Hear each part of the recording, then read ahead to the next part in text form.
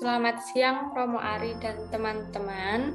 Kami perwakilan dari kelompok 4 akan mempresentasikan model dan pola pelaksanaan penelitian tindakan kelas.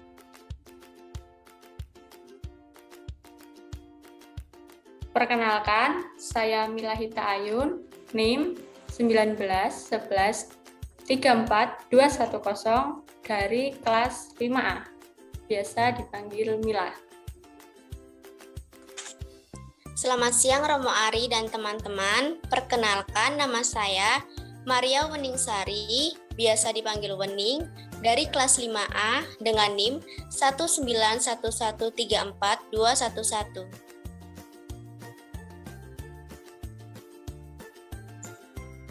Selamat siang Romo Ari dan teman-teman. Saya Bernadetta Siska Delopa, biasa dipanggil Dita, dari kelas 5A dengan NIM 191134221.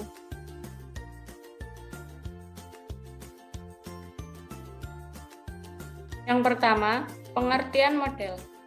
Dalam Sanjaya 2010-48 menjelaskan bahwa model adalah abstraksi dunia nyata atau representasi peristiwa kompleks dari suatu sistem dalam bentuk naratif, matematis, grafis, serta lambang-lambang lainnya.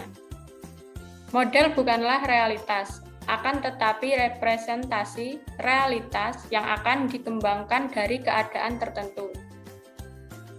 Dengan demikian, model pada dasarnya rancangan yang dapat digunakan untuk menerjemahkan sesuatu ke dalam realitas yang sifatnya lebih praktis. Model berfungsi sebagai sarana untuk mempermudah berkomunikasi atau sebagai petunjuk yang bersifat perspektif untuk mengambil suatu keputusan, atau sebagai petunjuk menyusun perencanaan untuk kegiatan pengelolaan. Menurut Sanjaya 2010-48, model yang baik adalah model yang dapat menolong pengguna untuk mengerti dan memahami suatu proses secara mendasar dan menyeluruh.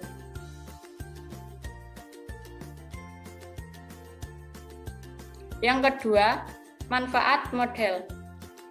Selanjutnya, ia menjelaskan manfaat model sebagai berikut. 1. Model dapat menjelaskan beberapa aspek perilaku dan interaksi manusia. 2. Model dapat mengintegrasikan seluruh pengetahuan hasil observasi dan penelitian. 3. Model dapat menyederhanakan suatu proses yang bersifat kompleks. 4. Model dapat digunakan sebagai pedoman untuk melakukan kegiatan. Yang ketiga, model-model dalam penelitian tindakan kelas. Ada beberapa model yang dapat diterapkan dalam penelitian tindakan kelas, di antaranya model Kart-Lewin 1946. Model Kart-Lewin merupakan model yang selama ini menjadi acuan pokok dari berbagai model action research, terutama classroom action research atau CIR. Lewin adalah orang pertama yang memperkenalkan action research. Konsep pokok action research menurut Lewin terdiri dari 4 komponen, yaitu perencanaan atau planning, tindakan atau acting, pengamatan atau observing, refleksi atau reflexing, dan yang terakhir hubungan keempat komponen itu dipandang sebagai satu siklus.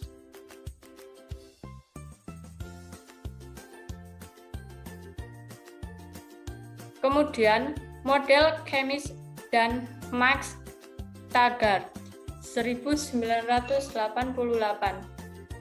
Model Kemis dan Taggart merupakan pengembangan dari konsep dasar yang diperkenalkan Carl Lewin. Hanya saja komponen acting dan observing dijadikan satu kesatuan karena keduanya merupakan tindakan yang tidak terpisahkan, terjadi dalam waktu yang sama. Dalam perencanaannya, Kemis menggunakan sistem spiral refleksi diri yang dimulai dengan rencana atau planning, tindakan atau acting, dan pengamatan atau observing, refleksi, reflecting, dan juga perencanaan kembali yang merupakan dasar suatu ancang-ancang pemecahan masalah. Kemudian, model selanjutnya adalah model John Elliot 1991. Model ini diperkenalkan dan dikembangkan oleh Elliot. Elliot adalah seorang pendukung gerakan guru sebagai peneliti. Beberapa keterbatasan langkah-langkah di dalam model penelitian tindakan kelas ini antara lain: 1. Adanya gerakan yang mulai menjauh dari gerakan ajaran Lewin semula. 2. Skema-skema kelihatannya rapuh dan membingungkan. 3. Skema-skema tersebut tidak dapat menyesuaikan dengan hal-hal baru yang menjadi fokus utamanya. Dan yang terakhir, skema tersebut tidak begitu saja cocok untuk diikuti.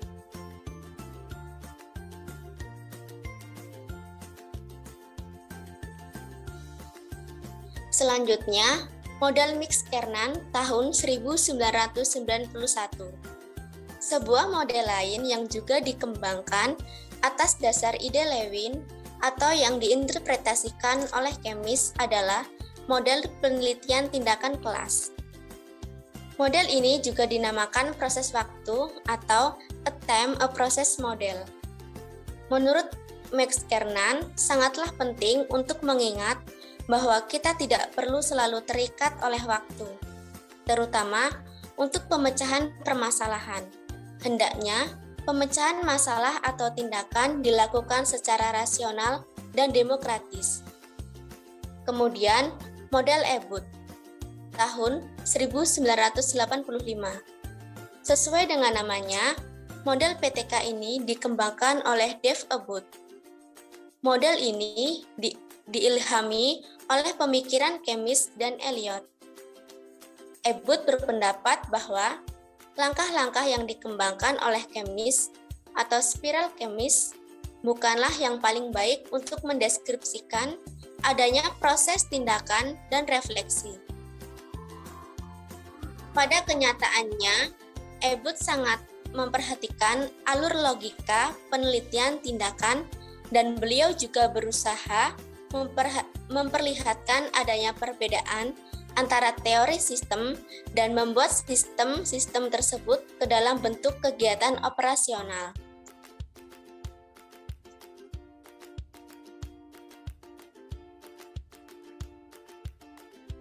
Selanjutnya, tahap pelaksanaan dan pengamatan dilakukan secara bersamaan, yaitu tahap pertama, perencanaan tindakan atau planning. Berdasarkan identifikasi masalah yang dilakukan pada tahap pra-PTK, rencana tindakan disusun secara empiris hipotesis tindakan yang ditentukan. Rencana tindakan ini mencakup semua pelaksanaan PTK, mulai dari materi atau bahan ajar, rencana pengajaran yang mencakup metode atau teknik mengajar, serta teknik atau instrumen observasi atau evaluasi. Tahap ini juga diperlukan perhitungan segala kendala yang mungkin timbul pada tahap implementasi berlangsung. Tahap yang kedua, pelaksanaan tindakan atau acting.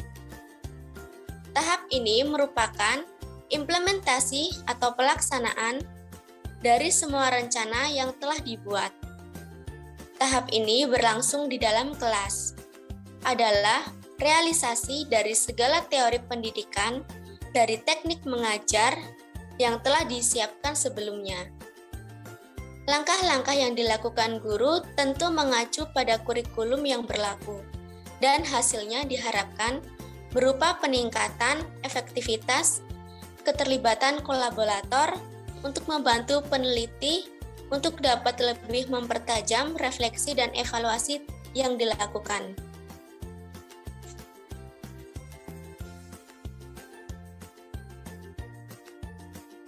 Tahap yang ketiga yaitu pengamatan terhadap tindakan atau observasi. Kegiatan observasi dilakukan bersamaan dengan pelaksanaan tindakan. Data yang dikumpulkan dalam tahap ini berisi tentang pelaksanaan tindakan dan rencana yang sudah dibuat.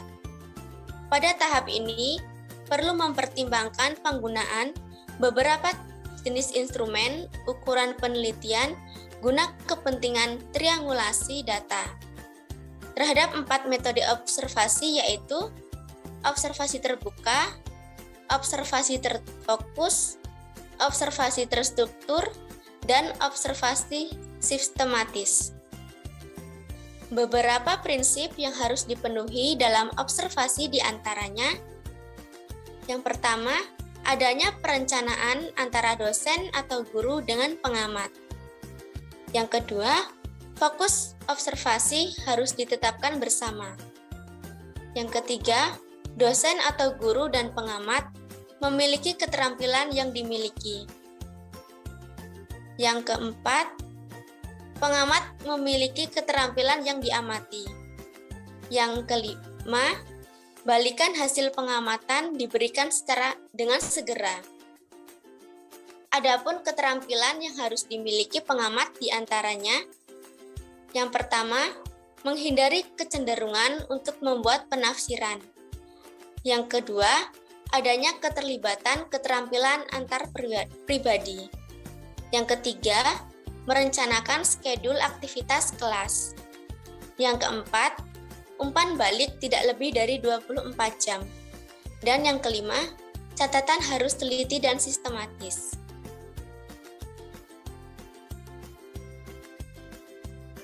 Selanjutnya, tahap 4, refleksi terhadap tindakan atau reflecting. Tahapan ini merupakan tahapan untuk memproses data yang didapat saat dilakukan pengamatan. Dalam proses pengkajian data, dimungkinkan melibatkan orang luar sebagai kolaborator, seperti halnya pada saat observasi. Keterlibatan kolaborator sekedar untuk membantu peneliti tajam melakukan refleksi dan evaluasi.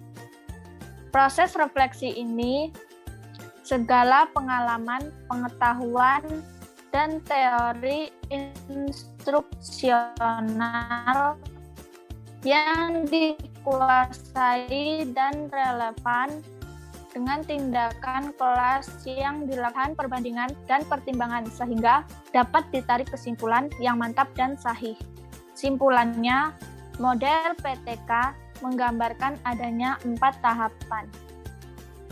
Tahap yang pertama, menyusun rancangan tindakan atau perencanaan yang menjelaskan tentang apa, mengapa, kapan, di mana, oleh siapa, dan bagaimana tindakan tersebut. Tahap yang kedua, pelaksanaan tindakan, yaitu implementasi atau penerapan isi rancangan di dalam kancah, yaitu mengenakan tindakan kelas. Tahap yang ketiga, pengamatan, yaitu pelaksanaan pengamatan oleh pengamat. Yang keempat, refleksi atau pantulan, yaitu kegiatan untuk mengemukakan kembali apa yang sudah terjadi.